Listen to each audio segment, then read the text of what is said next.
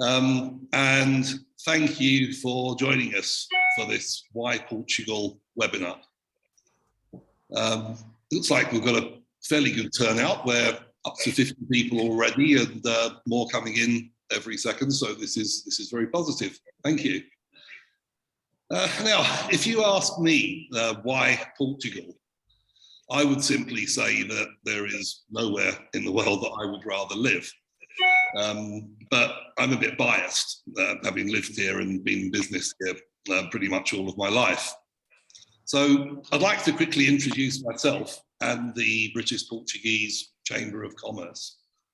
My name is Bruce Hawker, and I've been in business here, as I said, most of my life. I have business interests in media and real estate here in the Algarve, where I live for over 40 years. But I'm actually here today as a moderator of this webinar in my capacity as a director of as a member of the board of directors of the BPCC, the British Portuguese Chamber of Commerce, which is a non-profit organisation which has been operating here in Portugal for well over 100 years.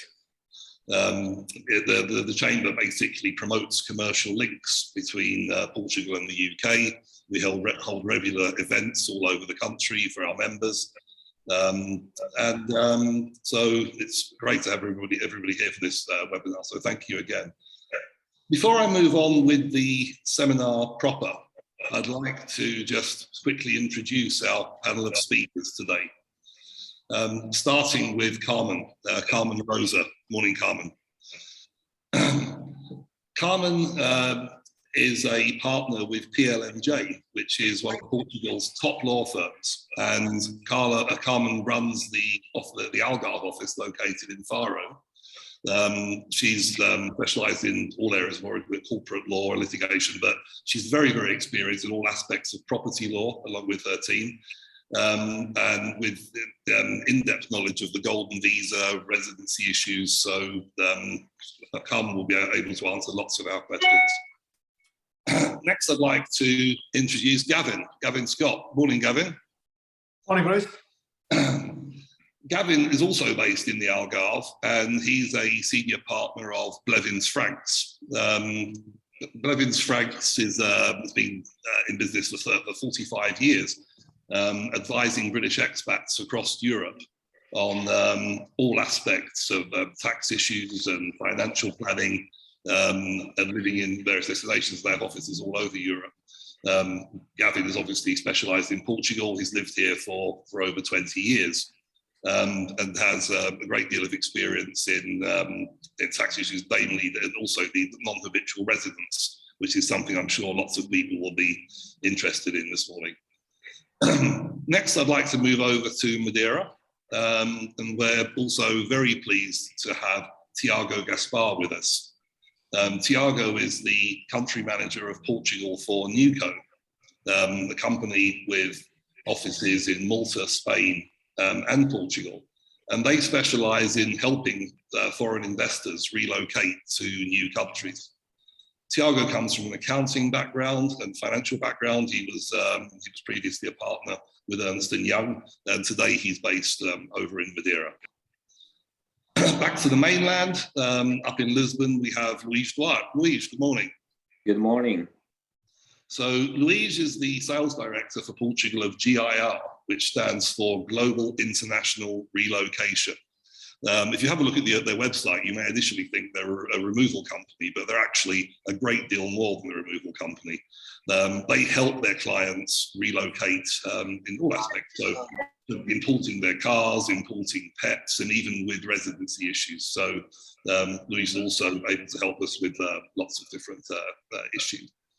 Finally, in the UK, in Cornwall, I think, Patrick.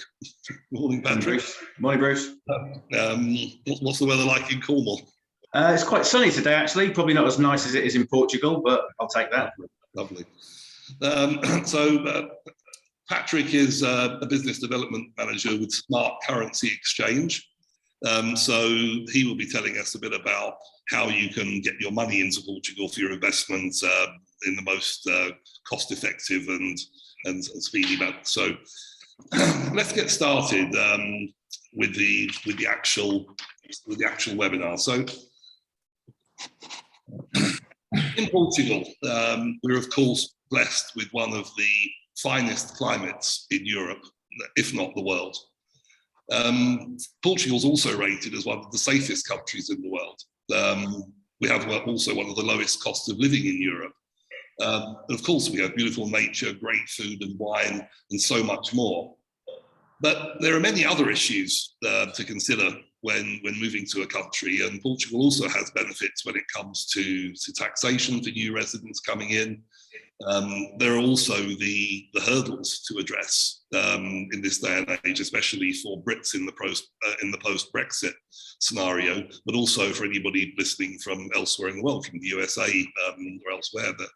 There are the residency issues of the D7 visa or the golden visa or even professional working visas. So our panel of speakers today can cover all of these issues.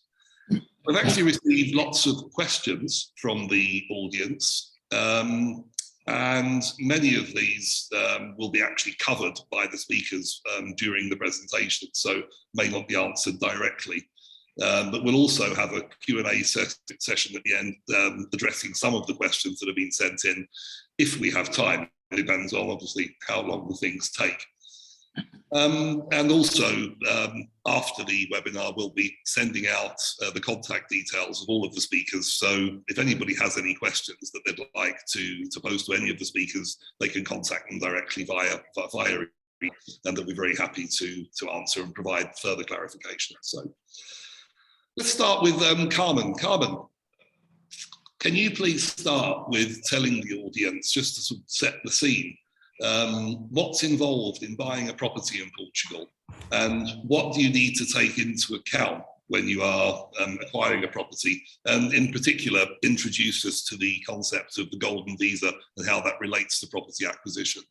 Yes, well, thank you, Bruce, and thank you for the introduction. I would like to thank as well British Portuguese Chamber of Commerce for the invitation to be part of this webinar. Thank you so much. And I'll just make a small disclaimer before I answer your question. I work in real estate. I'm a conveyancing lawyer. I have a golden visa team and visa team that assists me in all the queries. So maybe I do think I will be able to answer most of the questions, but if I don't, I'll have the team helping me for any further questions. Regarding your issue towards the requisites and the main steps to buy a property in Portugal. Well, first you have to find a property, and I believe that it won't be difficult, especially maybe you can assist being a part of finding the country. But after you find a property, normally there is a due diligence towards the property where you should be making the research into the legal status of the property in order to see if all is in accordance. This is especially advisable in order not to get any further surprises. It's not just a matter of buying the property itself, is to see if the land register, the tax register, if all planning issues are in accordance. If you are buying a villa, well, maybe you want to check the licensing and permits for the villa, energy certificates, and so on and on. All documents related to the property to see that what you're buying is indeed in accordance with the law. Further, after you find the property, diligence to the property, it's normal to sign a promissory contract of purchase and sale. Under this contract, a deposit normally is paid, the promissory contract rules the relationship between the parties. It will establish the completion date, which will be when you sign the public deed in order to get the ownership, identification of the property, deadlines for completion, purchase price, payment conditions, reps and warranties, and so on. If you are interested in the golden visa, and now linking into, and I'll explain a bit about the golden visa afterwards, but if you are interested in the golden visa, you can apply to the golden visa with this promissory contract. in place, but there are certain requisites that you need to fulfill in order for this promissory contract to be considered as eligible investment towards the golden visa. It will need to be provisionally registered. You will have to pay attention to the purchase price, how it is made, in order to fulfill the minimum investment for the golden visa. The identification of the property is very important, and the transfer of the funds from where it comes from, it's very important as well. So I would suggest that this promissory contract is taken into account from the beginning if the golden visa is the option. After this promissory contract, you go to closing, where you have signature of the deed of purchase and sale. Normally, this is made in a Portuguese notary. At that time, taxes are paid, transfer tax, stamp duty, and then you will become fully owner of the property after it's registered in the land registry. After that, you'll have an eligible investment to proceed with the golden visa. If you did not have the eligible investment upon the promissory contract, you will certainly have the eligible investment upon the deed if everything was made properly, and you can go and submit the application of the golden visa. The golden visa itself, well, there is several information in the internet regarding the golden visa. I do believe that most of the attendees know what it is, but basically it is the golden visa program. It's a program that enables third country nationals. So in this case, the UK listeners that we have here today, well, from other countries, the US, whatever, it allows them to obtain a temporary residence permit in order to enter into Portugal and to freely enter into any Schengen country without the maximum requirements that tourist visa would allow them to. So it's a waiver for entering into Portugal. They could live or not live in Portugal, or work or not work in Portugal. It's not mandatory, provided that they stay in Portugal for a certain period of time, which is normally a week per year. And, I'm sorry, there is some. Okay, I think the music is better. It allows for the family reunion, meaning that you could bring your spouse, underage children, even major age children if they're still economically dependent on you, and even your parents fulfilling certain requisites. And after, it has a 5-year duration. After this 5 years, you can ask for a permanent residence permit, or even apply for Portuguese citizenship if all the requisites are fulfilled. Okay, thanks, Carmen. Yeah, obviously the golden visa isn't for everyone. We'll come to that. We'll come to that later. But there's been lots of changes to the golden visa which came into place at the beginning of this year. Before we move on to other options for residency, could you just outline for us what actually changed on January 1st and how that affects people looking to invest in Portugal via the golden visa? Yes, of course. Well, first of all, the golden visa, it's not only regarding real estate. It's you have several types of eligible investments. Of course, the more common is the acquisition of real estate, but it's not the only one. You could have transfer of capital, for example, creation of jobs, creation of companies, investments in funds, for example, venture funds, and so on and so on. There are several types of investments.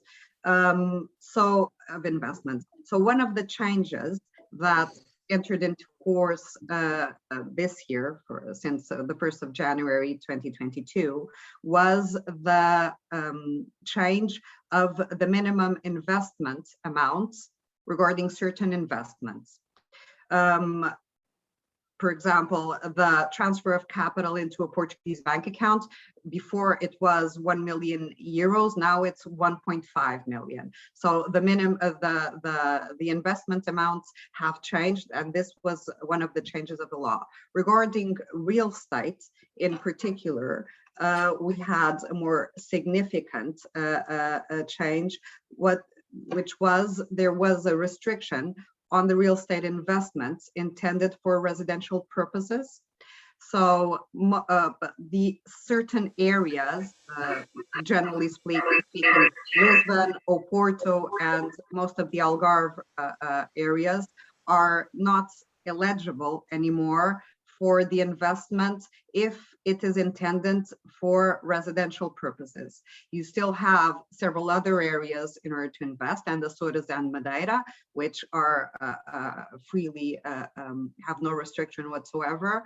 And of course, if you want to invest rather than in a property rather than residential purposes, so for example, commercial or even for touristic purposes, that is allowed also. But these were the main changes from the law. Okay. The limit of certain locations. Yeah, and obviously, as you said, the other real estate options, such as touristic, it is quite possible for them to buy a touristic property in Lisbon, Porto, or the Algarve, a property classified for touristic use, and actually live in it. So this is happening more and more here in the Algarve. We're seeing this. So would you agree with that, Carmen? Yes, that's correct. But I would highlight that a touristic development and a touristic villa, it's a totally different product from a habitational or a residence villa. And this should be taken into account when you make the investment and when you buy, because there are several requisites that you need to fulfill. You will need to have an operation agreement in place, maybe have mandatorily to give certain weeks to the developer to rent. There are certain things that you cannot do in the property. So it's as if you were living in a hotel.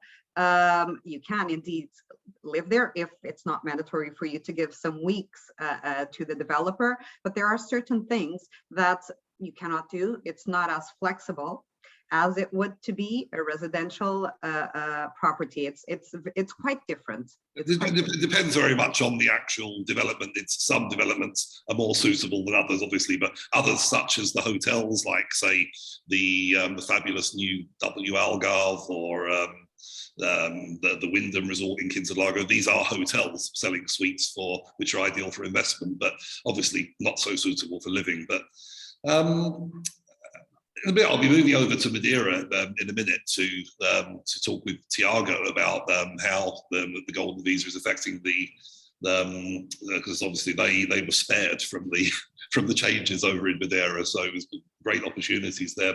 But maybe just before we move on to it, let's very quickly touch Carmen and maybe Louise can actually add something to this as well on the D7 visa, because the D7 visa obviously is far more appropriate for people who actually want to come and live here full time. So they would become a Portuguese tax resident. Gavin later will be explaining to us how this basically can relate to the MHR tax scheme, either the D7 or the gold visa. He's going to be explaining that to us later. But can you just give us a basic introduction? Maybe Louise, actually. Louise, can you just tell us a little bit about the D7 and how people should apply for it? Yeah, for sure. So the D7 visa, it's basically the visa that everyone that lives off their own resources can come to Portugal and live, like people that want to retire in Portugal, the nomads, and everyone else that wants to come and actually be working here, but as their own means, okay? So the D7 visa, it's basically applied at the origin country. They must, of course, comply with the regulations. They need to prove that they have, enough money to be in Portugal, to be living, residency, etc. But they will go to the Portuguese consulate at the origin country, where they will actually apply for that. All right. So once they are, and this is important to know that different consulates approve the visa in different times. Okay. This is important because Portuguese consulates, they should work all in the same way, but they don't. All right. So if you go to the US in certain state, they might be faster than in another one, okay, or in any other country. So it's important to not go with an expectation of, yeah, I'll get this in 2 weeks, okay? So you might not get that in that time. But the important thing is, once you have the visa, then you can come to Portugal, okay? And once in Portugal, you must go to CEF, basically help me out, Carmen, because I just forgot the name in English. You know, the foreign whatever place. No, the immigration office. There you go, the immigration office. There you go. So they must go to the immigration office, because they must apply there then for an appointment to then apply for their residency. Okay, so. And this is very important, because they have 120 days for that to be done. All right, and that's basically it. Once they have the appointment, they are okay to go. So well, I should just add to here something that's just come to mind. When my family moved here in 1978, before Portugal joined the EU. My parents had to go through a pretty similar procedure, as did the many thousands of Brits who already lived here prior to Portugal joining the EU. So this is actually nothing new. It's just we've got to just get used to it again, basically. Bruce, if I may add, the D7 visa, well, we have several types of visas, of course. D7 visa is a totally different visa from the golden visa. It's what we call a passive income visa. So it's basically everybody who is receiving a passive income, pensions, rentals, dividends, and so on, can apply for this type of a visa, if demonstrating the minimum requirements would be to have this passive income for which is the minimum wage counted 12 times, for 12 months. It's to be for a year, basically, for the main applicant, and if the family reunion, this would accrue. But it's intended for people that want to reside in Portugal, different from the golden visa. So that gives you more flexibility. Okay. Let's move over to Madeira.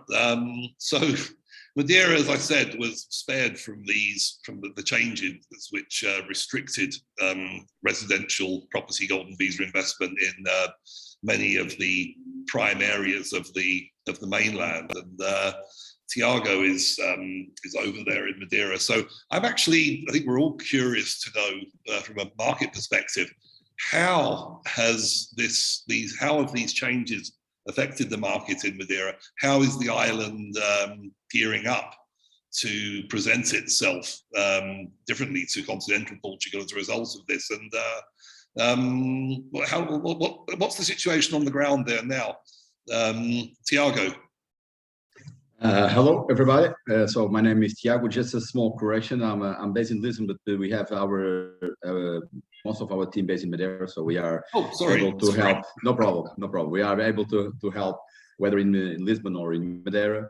But in regard to your question, Bruce, so Madeira, it's have a long past history with real estate foreign investors. So it's from 40 or 50 years ago, whether it's for tourism, whether it's for residential.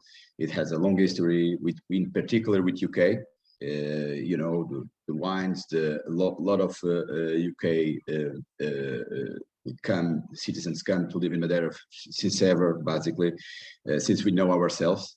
So you find any culture from UK in any corner, and of course this is takes to the investment and investors that does the investments in the real estate market. So of course we have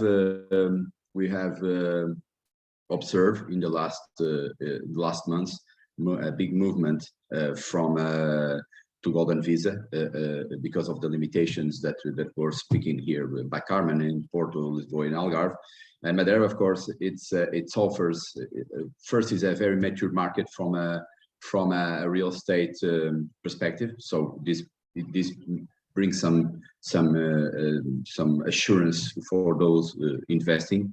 The second, it's very, so of course it's a very touristic island, and it has been classified as the best island in the world to visit for the World Travel Awards. So since the last 7 years, so it's the Oscars of the tourism. So this is all this make Madeira very robust, very solid for investors. And I'm talking about tourism because there's a lot of those investors through Golden Visa that then they can use the house for instance 6 months, 7 months, 8 months, and they can rent it the remaining months that they are not there, for instance. And as Madeira is not so it has tourism all year around, so it doesn't have a peak on so it's not very seasonable. So you have occupation on the real estate for all year around, which is very good for real estate investors. So we have found a lot of we have receiving a lot of requests for Golden Visa to Madeira, much more from when we compare with the previous years, mostly because of this advantage that Madeira offers. So it's quite additionally to the weather, of course, Madeira has to the way that is you know how to receive the persons from the tourism that you receive for 40 or 50 years. So the person that goes and visit Madeira, they enjoy very much. They enjoy the sea, which is like 23 degrees all year round. The temperature is very good. So the food, the nature. So it's a place that is the perspective to have only the Golden Visa to access the Schengen space. In Madeira, it gives another view and another advantage, which is effectively living with some good quality of life. So I would highlight these points. Of course, there's much more. We will speak about it a bit forward in the conference. Thanks, Tiago. It is a beautiful island. I've actually had a business myself in Madeira for many years, and although I personally prefer the mainland to live, it is a fantastic place, and there are many people who live there and love living there. So I think back to Carmen quickly before I move on to Gavin. Carmen, I think we were going to share the screen on the screen, the image showing the areas of the mainland where Golden Visa is still possible. Can we do that so we can just explain that to the audience a bit better? I will try to do it. Yeah. So let me see if I do not embarrass myself. Can I present a question? Good morning to Carmen.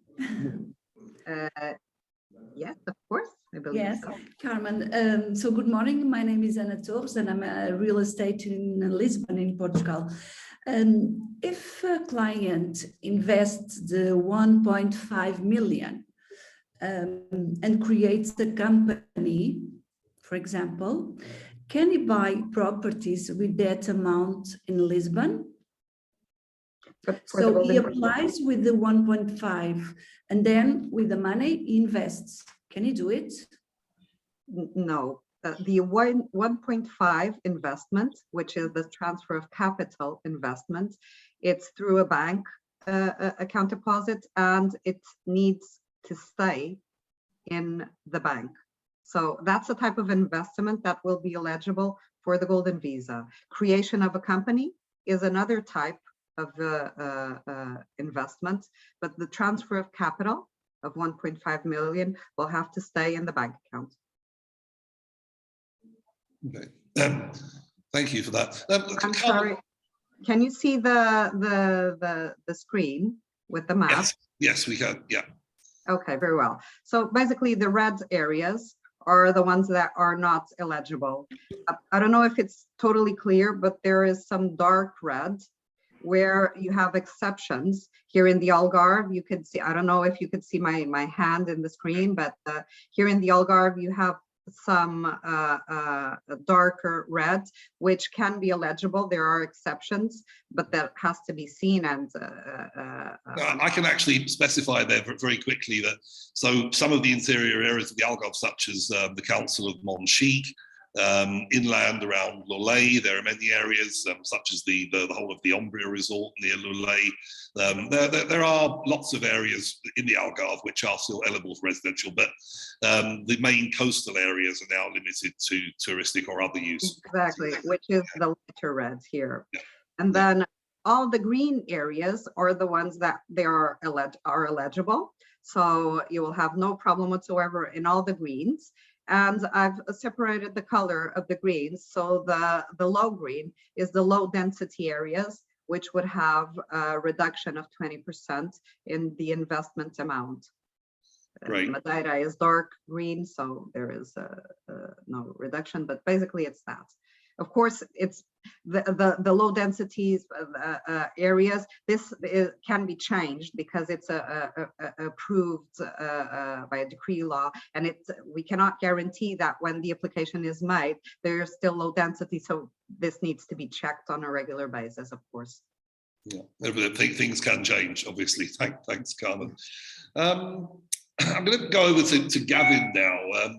Gavin, I've been to many webinars and live webinars and online webinars with you, and I know that one of the questions which is often posed by visitors or attendees is what are the taxation issues, implications associated with the golden visa as compared with the D7, and how can these two schemes be applied to the non-habitual resident scheme? And maybe you can introduce us to the MHR scheme as well, Gavin, for those not familiar. So over to you, Gavin. Okay, yeah, that's a nice, easy, quick topic to throw me into straight away. Thanks for the invitation to come along, Bruce. I think in the context of the seminar today, or the webinar today, we were saying why Portugal. I think it's important then to start at the beginning there and say that what we have in Portugal is a degree of political stability over the last 10, 12 years that's ensured that we've got processes. So even as we've come through Brexit now, we've got different channels that we can take. If we're going to use Portugal, mainland Madeira, wherever it might be, as a destination to provide access into Europe, to provide those investment opportunities, then Portugal's a great way of accessing Europe, and you'd use the golden visa for that particular route. If, on the other hand, you think that Portugal is a fabulous retirement destination, and I'm just wishing somebody was there to adjust my blinds because the sun's coming in. I've got a south-facing office, which is fantastic. So we're catching all the sun this morning, and it's always the number one thing that we mention. But in terms of taxation and residence, of course, we've got loads of people coming down to retire, in which case the D7 visa would be the appropriate route to take. And I think the point here is about why Portugal is there are a number of different routes that fit different individuals and how they might want to come. In terms of golden visa, you'd be saying that this is a temporary position. You come to spend some time, some investment, but it gives us access to travel. And in terms of the retirement visas, we then say, well, that would actually then imply tax residence. You're coming here to stay. And in which case, the next stage of that on from the civil point of residence is the fiscal point of taxation. So we can request access to the non-habitual resident regime in Portugal, which gives us a 10-year period during which things like our pension incomes, dividend incomes become very, very tax efficient. It's also a very good place to base if you're going to be working, say, in other fields, the digital field, for example. And then if you have occupation that fits into what Portugal would term as high value, you can limit your the tax on your income to a maximum rate of 20%, which is extremely favourable in Europe. So it's about following that path, Bruce, and saying Portugal offers something for everybody, coming here to work, coming here to gain access, are coming here to live. There are fantastic opportunities in terms of taxation. Okay, great.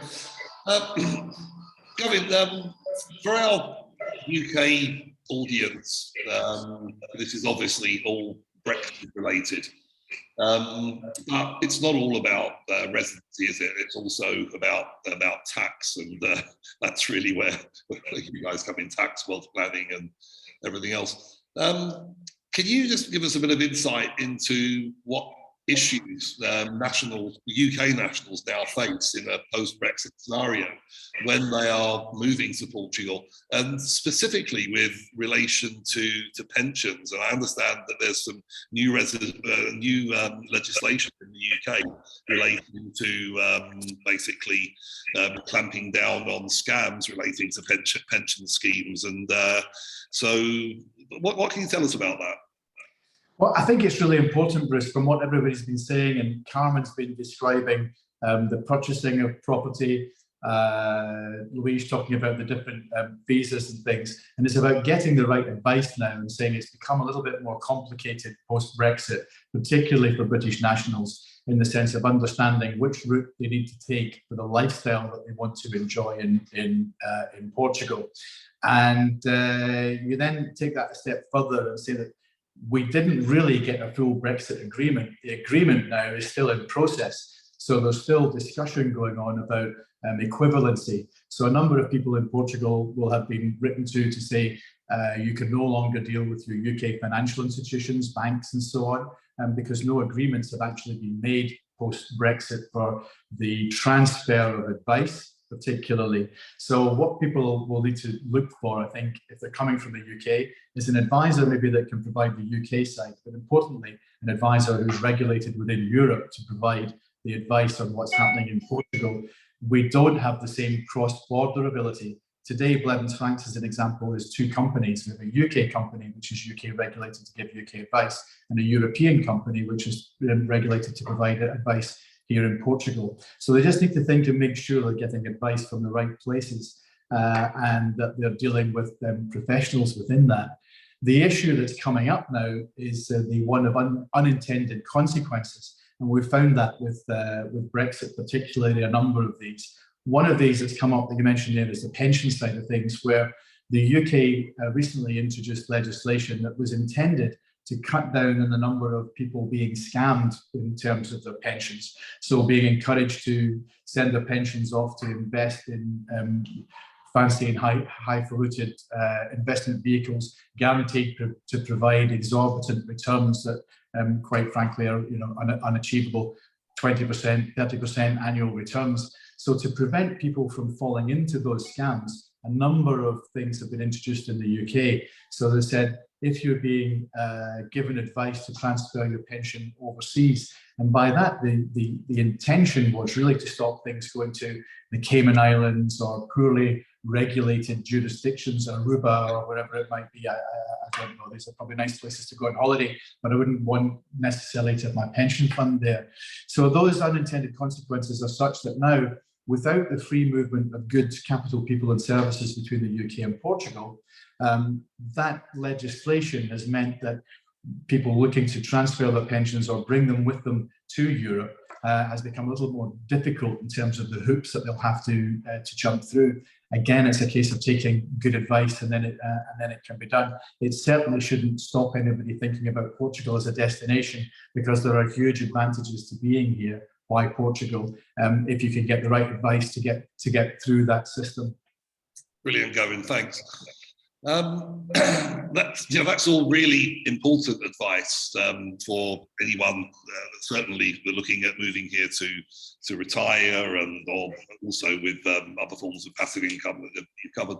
But a lot of people still moving to Portugal are thinking of moving here to open a business. So I'm going to move over to Carmen again for this. And Carmen, can you just tell us briefly how complicated is it for a foreigner to move to Portugal and set up their own company? And what are the pitfalls? What should people look out for? It's a question we're often asked, Carmen. So please, where's Carmen? Yes, I'm here. Thank you, Bruce. The question is, to set up a company in Portugal, how complicated is that? I wouldn't say it's complicated, but it's quite bureaucratic. especially if we're talking about people coming from countries where the process is relatively easy. I have been having several US clients, and as you may know, in the US, it's very, very easy to create an LLC. In a blink of an eye, you create a company. And here in Portugal, it's not that easy. And there are indeed certain things that you need to take into account. First of all, you have several types of companies. Of course, the most common companies are limited liability companies by shares or by quotas. By quota, which we call a limitada, is the most common and easiest one to be created. And although you have the possibility of what we call creating a company immediately, empresa na hora, it's not no hora, or it's not so easy, because you need to understand that you need if you want to be a shareholder or a director, you would need to have a Portuguese taxpayer number, and being outside the European Union, you would be needing a tax representative for that. The company needs to have registered offices in Portugal, so you would need a headquarters or a location for the company. You would need to have directors and corporate bodies to appoint, a corporate name. Well, you could skip this step in the corporate name and the preparation of the bylaws, but you need to define the scope of activity, the amount of share capital. You have a minimum amount of €1, so this wouldn't be a problem, but all these things need to be defined in order to incorporate the company. And then it's just a matter of incorporating the company, registering it in the commercial register. You would need minute books as well, ideally. Most companies don't have them, but I do advise for you to have them. It's mandatory by law. And then you need to register in the tax department and social security. And now, very recently, you would need to register on the beneficial owner registry in Portugal. We have the ultimate beneficial owner registry, which, well, allows for us to know who is the UBO of the company, ultimately the individual that controls or retains the company. And this is mandatory as well. Yeah. So good legal advice and no doubt a good accountant are vital for anybody looking at setting up a business. But yeah, I've been in business here for many, many years, and it's part of the course, and we have to get used to the bit of the bureaucracy. I did actually many years ago set up a company in the UK, and it just did seem amazingly easy by comparison. But it does work, and it's certainly no minefield. So thanks, Carmen. So lots of information there from Carmen, from Gavin, from Tiago, about the various residency options, about taxation issues, and there's, as I say, anybody can email them directly after the contacts that we shared if they've got more questions. But another aspect of moving to a foreign country that's often overlooked and not addressed until the last minute is the actual logistics of moving. This is where Luis is the expert, and Luis's company. So Luis, can you just start by telling us what should be the first steps? What should you do when you've found your property, you've sorted out your residency issues, you're looking to move to Portugal, move your personal effects and your family, yeah. So please. Yeah, it's actually very, very important for us to take in consideration that indeed the move itself comes last, and a lot of people don't think much about it, especially in the UK.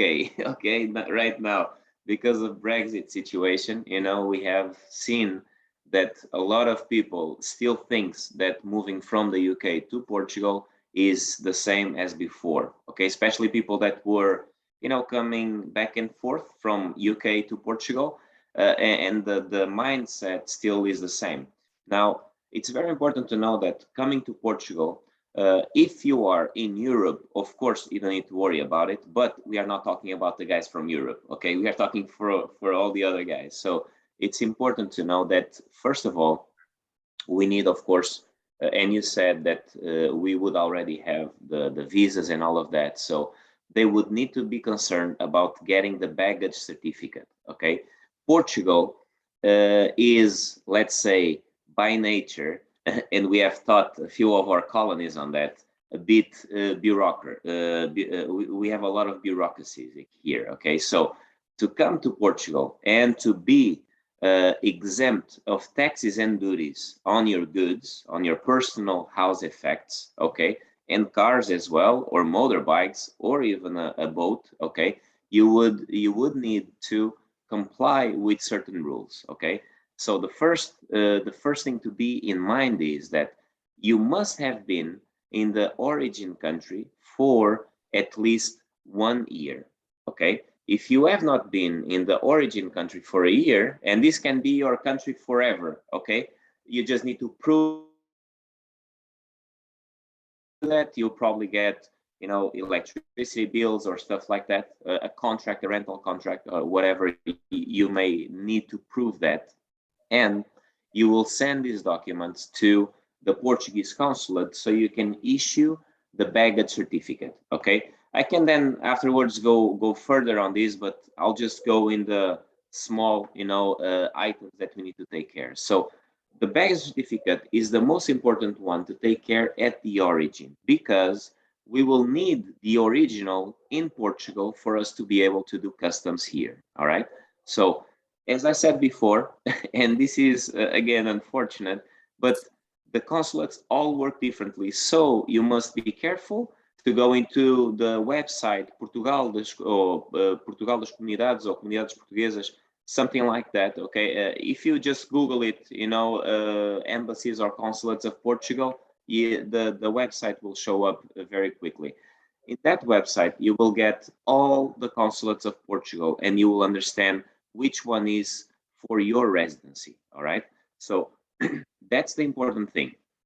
Once we have that, then we do have the visa, and the date that we have in the baggage certificate, that's the important date we have, okay? Because if I say that Luis Duarte is moving from the US to Portugal on the 7th of February of 2020, then I must also understand that I will have a year for my goods to arrive in Portugal from that date, all right? So once I arrive in Portugal, and when I say arrive, is my goods arriving, customs, and starting the customs process, all right?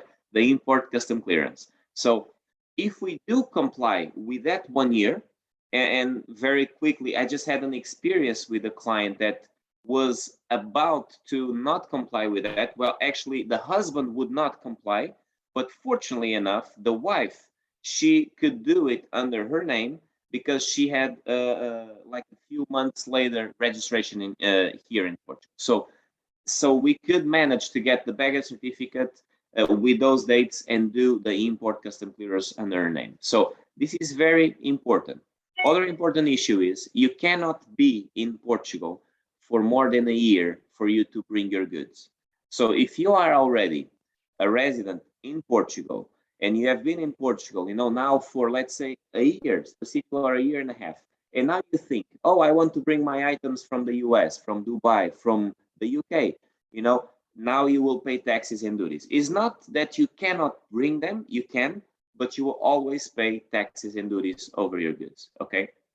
Now, what about, sorry, carry on, Luis, I interrupted you there. No, don't worry. I was just going to say that then the process, this is the legal part, okay? Yeah. Then the process itself is actually quite simple, okay?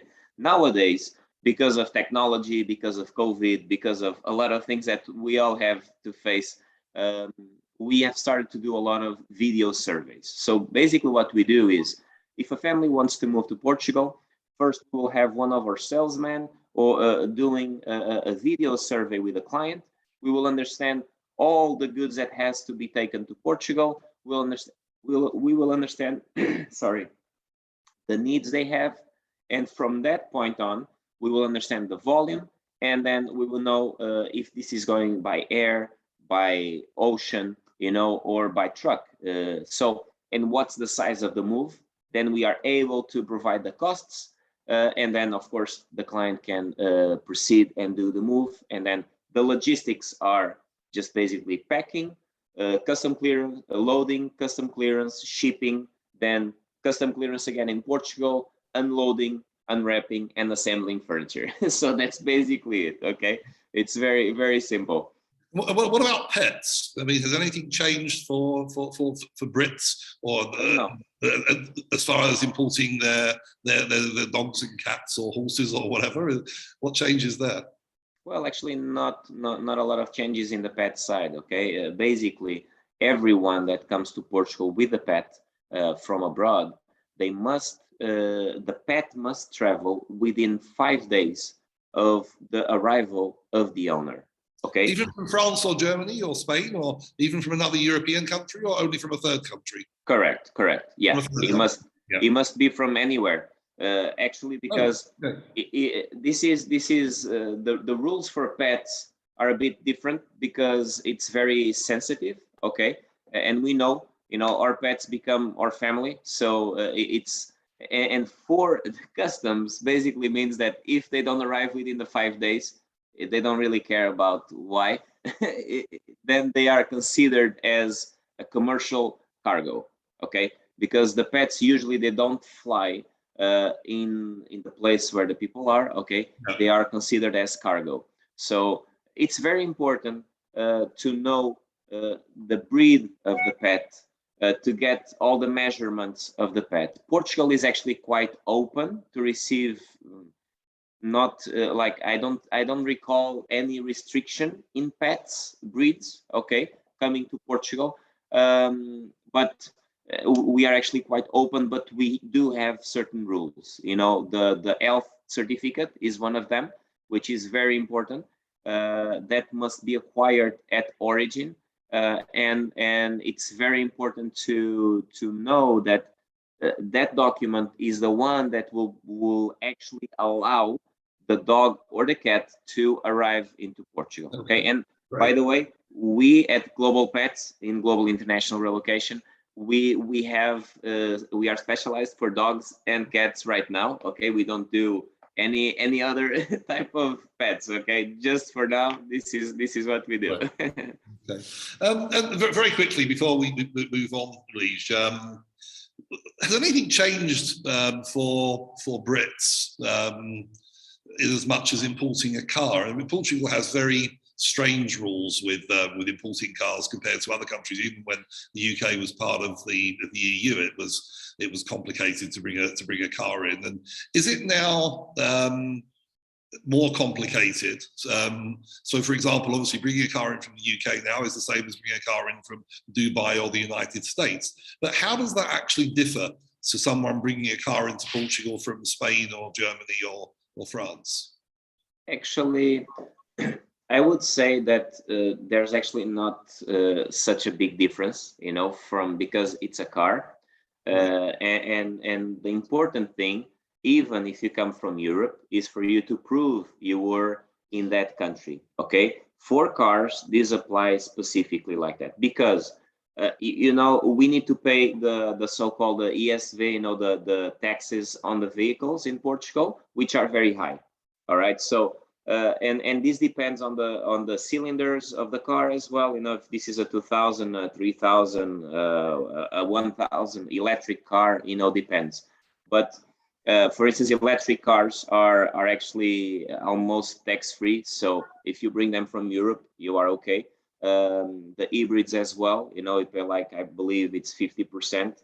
So, but will depend on the car. But the rule is, if you prove that you have lived in that country for that year, then you can come to Portugal, and you are allowed one car per person in the household. Okay, so imagine if you have a son or a daughter who is older than 18 years old, okay, and you bring your car under your name, another car under your wife's name, and another car under your son's or daughter's name, you can actually legalize them. Okay. Usually it's actually, from the normal rule that we have seen, it's 2 cars per family. Okay, we have not done actually 3 in at least in my lifetime, but but the same rule applies. For instance, if you come alone and you bring 2 cars, then you will actually be paying taxes and duties over the second car. Okay, so you are allowed for 1 car in that sense. But there's some rules that must apply. The vehicle must be, I cannot hear you. The vehicle must be under your name for at least 6 months, okay, at the origin country, and then you'll have 1 year to legalize the car in Portugal. One thing is importing the car, the other thing is legalizing the car, okay, are 2 different things, okay? So, but yeah, while importing the car, it's where when you will actually pay taxes and duties, and if you are eligible to do it, you will not have taxes and duties. For the European cars, you don't pay taxes and duties, of course, but you will need to prove, so you don't pay, you know, the ESV and stuff like that, and you just have a normal change of license plate to say. Okay. Great. That was very well explained, Bruce. Thanks.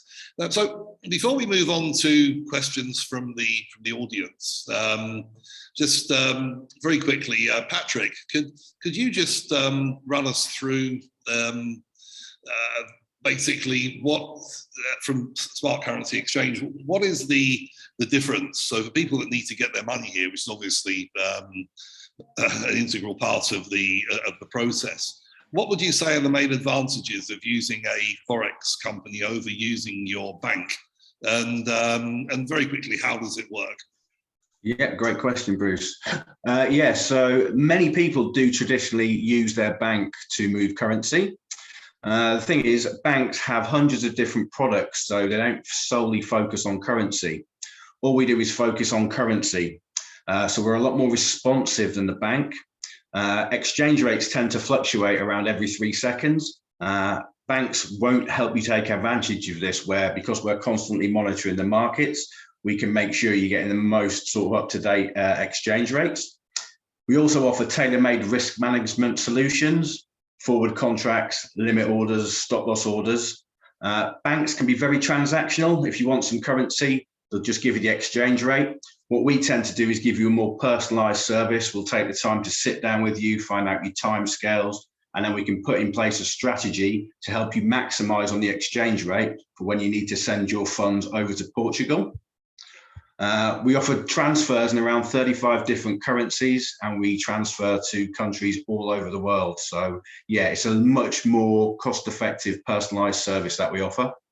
Typically, Patrick, what sort of saving would a Forex company, let's say someone was bringing in, say, £500,000, for example, into Portugal to buy a property, if they were using their bank or using a Forex company, what sort of percentage saving in transfer fees would you think is typical?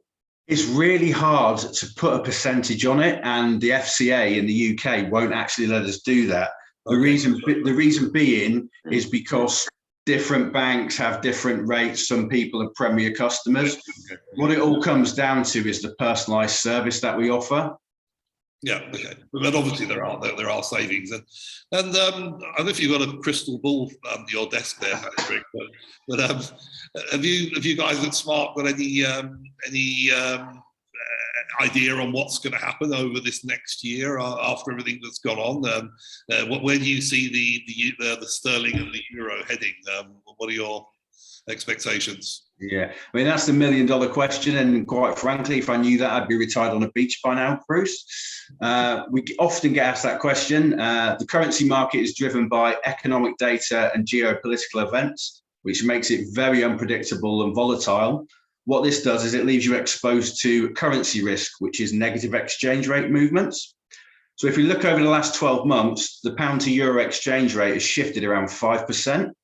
So to put that into perspective and give you an example, if you've got a client that's purchasing a property for £500,000, you agree to purchase the property and pay a deposit when the pound to euro exchange rate is 120. When they come to complete on the purchase, if the pound to euro exchange rate has dropped down to 114, if they've not managed the currency risk effectively, the property is now going to cost them an extra £25,000. So our service is designed to remove as much of that risk and uncertainty as possible. And one of the ways we can do that is by offering a product called a forward contract. Now, this is a really great tool for investments and property purchases because we can actually freeze and lock in an exchange rate for up to 12 months in advance. So say, for instance, the client wanted to buy some euros at 120, we can secure that rate, and over the next 12 months, if the pound to euro rate suddenly starts to decline, the client knows that they've protected their budget because they've locked in that exchange rate. So that's a really, really good tool that we have for our clients. Great. Thanks, Patrick.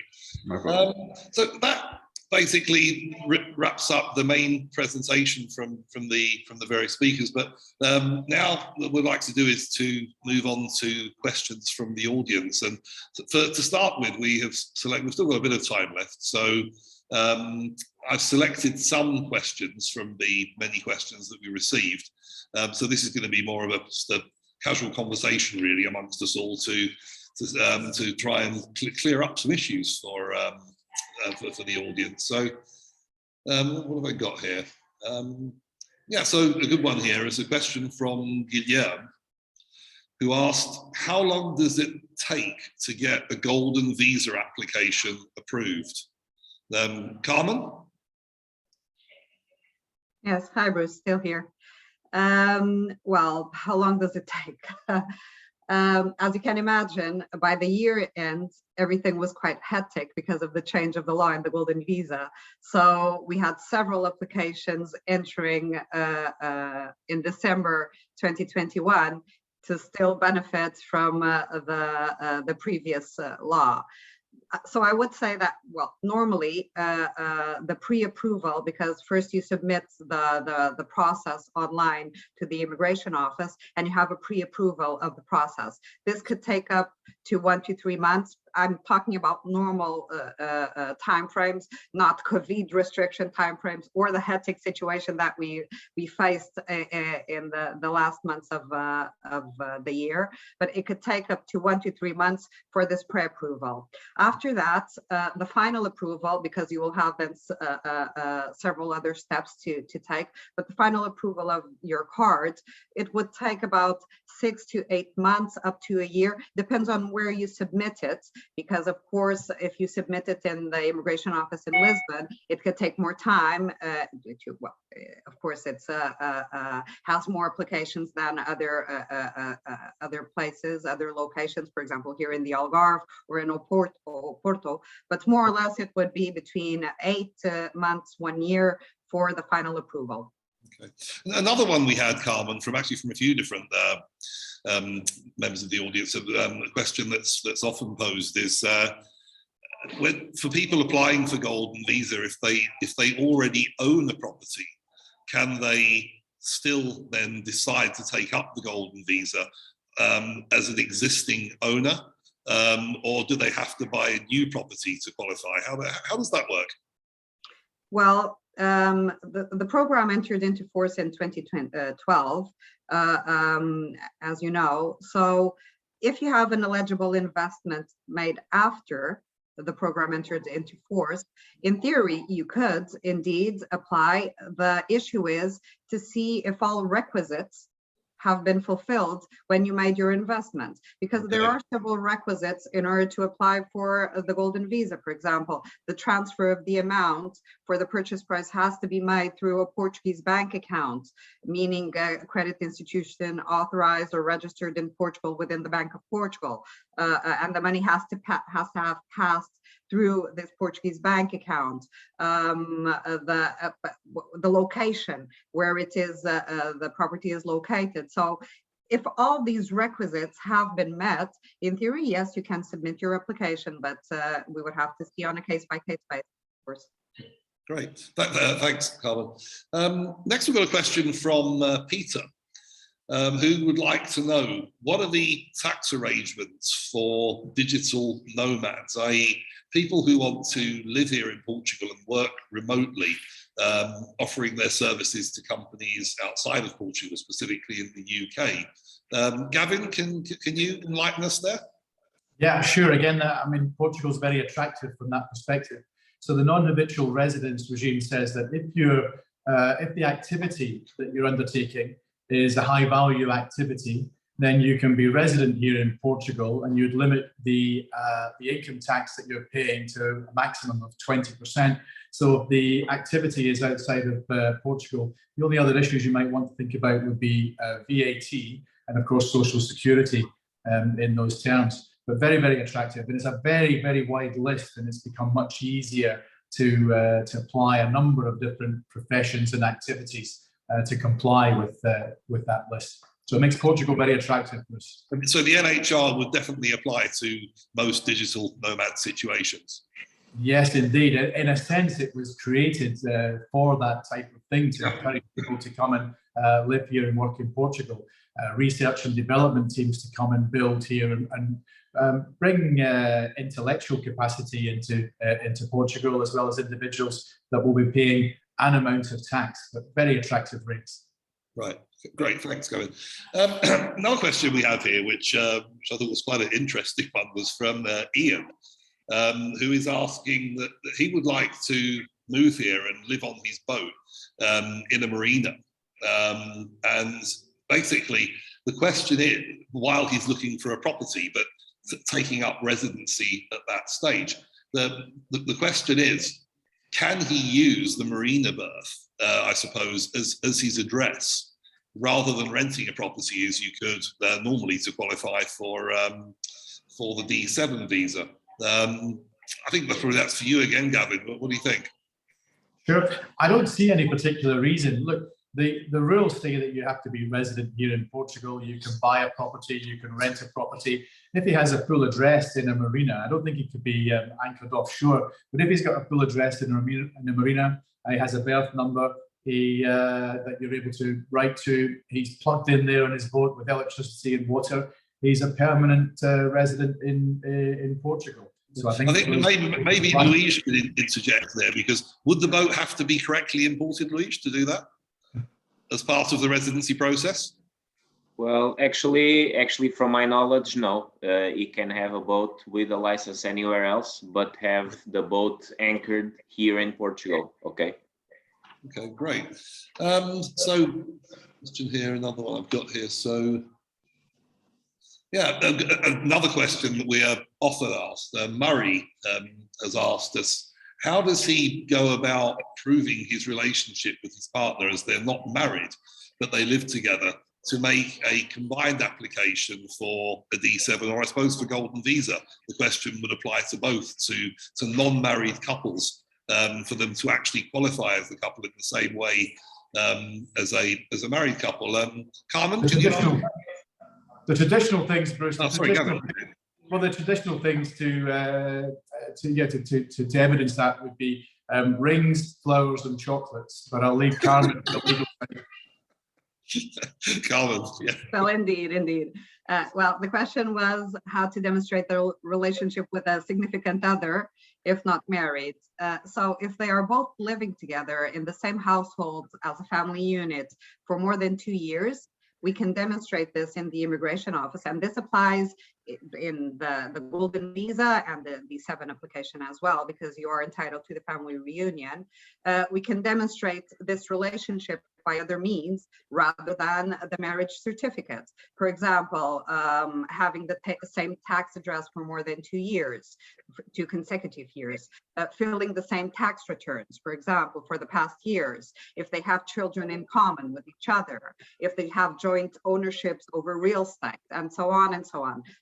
It's just a matter of evidence in the immigration office that they are living together in the same household as a family for more than a certain period. Okay, great. Thanks, Carmen. That clears that one up. And the chocolates as well, of course, and flowers, very important. And the chocolates. Another question I've got here from Gordon in Ireland, and he's asking, as an Irish national, Irish resident, I suppose this would apply to anybody else in any EU country.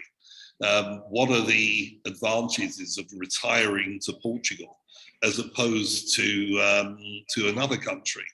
And I think I'll go over to Tiago for that one. Tiago, what do you see as the main advantages to choosing Portugal over another country for an EU retiree? Very good. So the main advantage is that Portugal limited to 10% on the individual tax. So before until 2020, we had a zero, an exemption on that purpose. NHR, but today, NHR. Yes, basically you access to a non-habitual residence status, where the main benefit for that for that person would be limiting to 10% on the personal tax. So and then of course it will depend on the double tax treaty that between both countries, in this case between Ireland and Portugal, which most of them they will exempt on their country, most of them, and they will in Portugal. Then it will be limited to 10%. But if you don't have a double tax treaty, this is more difficult to happen. So recently we have Sweden that broke up the double tax treaty with Portugal. So they have the right to tax their pensionists, even if they have a non-habitual residence status in Portugal. So it's case by case, but in general, most of the situations, if you look for the European Union countries, most of them, there is a double tax treaty that exempts on their countries, on their original countries. And if they have non-habitual residence in Portugal, that will be limited to 10%. Okay, great. Thank you. Obviously, that's on passive income, so pensions, etc. Which would apply to retirees, obviously. So back to Gavin, actually, another question we have here from Paul about the March 31st deadline for NHR registration.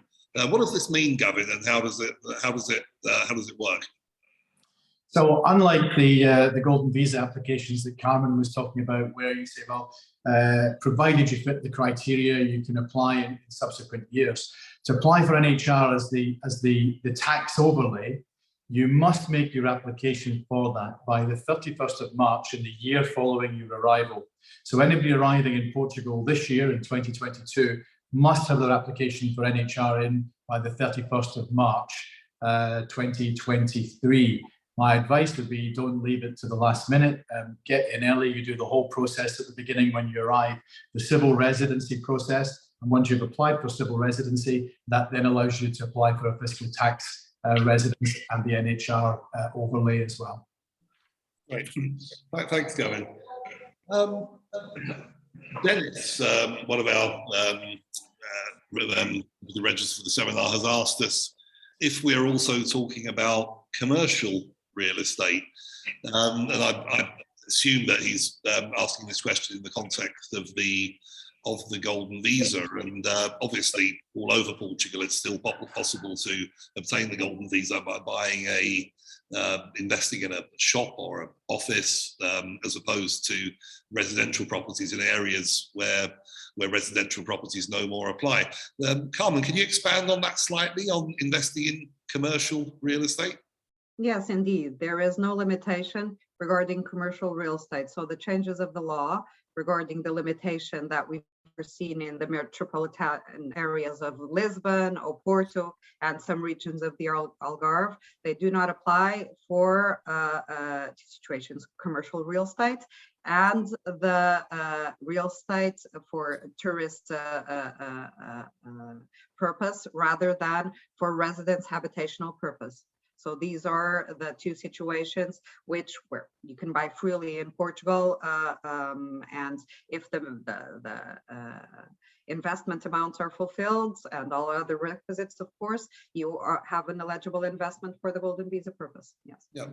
That could actually be quite attractive for people to invest in, say, a shop or an office in a busy area, rent it out. You cannot live in a shop, or you should not be living in a shop. No, not for living, but as an investment, I'm saying, to obviously rather than having money in the bank. So it can be an attractive option. So anyway, I think that's all the questions we have time for. So I'm going to wrap up now, but I'd just like to say once again to the attendees that any other questions you have can be answered directly by our panel of speakers. So please just, you will all receive the email addresses from all of the speakers from the chamber, along with a recording of this video. And any questions you have, just fire them over to the speakers, and they'll be happy to answer them. So I'd like to thank everybody for attending. I'd like to thank the chamber for inviting me to moderate the webinar, and I hope it's been useful and enjoyable for everybody who's attended. Thank you. Goodbye.